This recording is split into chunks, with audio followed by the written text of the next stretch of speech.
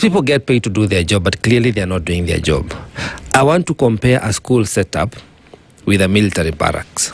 There are no lapses in a military barracks. You cannot infiltrate, whether you are a community that lives around there. There is more order. How is it that we have relegated schools from being that shrine, that higher moral standard that everybody knew that this is a learning facility, where even teachers were looked upon in the community as points of good morals and better values?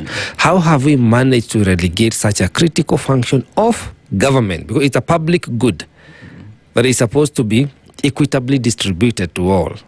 How have we managed to get comfortable in relegating it so much that now we start discussing on how to manage unrest? It's as if we know they're going to happen, they should happen. Yet we know there are mitigative measures we can take and employ to make sure that we have a more peaceful coexistence in that education sector. How have we gotten here? Part of why we've gotten here is because we have reduced schools into factories of some sort. So they are supposed to manufacture. These workers will come out of there with certain skills and certain capacities to be trained to become workers in certain fields. Schools, and most of our schools here were founded by faith-based organizations. They were supposed to be formation centers, so that they are focused on whole child development. You're focused on when this child grows, because they are going to spend most of their childhood and youth time in these schools. And therefore they will be forming their characters while in the school. When they come out of school, which kind of people are going to come out? Not which kinds of grades they will have scored, because grades are supposed to be a small component of what one gets out of a school system. They are there at their most critical time. They should come out of there having formed certain character. To form that character is not something that you are ordered around and told you must behave, you must behave. It means that the school community must provide role modeling for these young people. The teachers must be their role models, the people they want to look up to, so that they are learning by seeing what is being done in school. If you are the teacher, you are coming to class on time, you are delivering your curriculum assignment as required.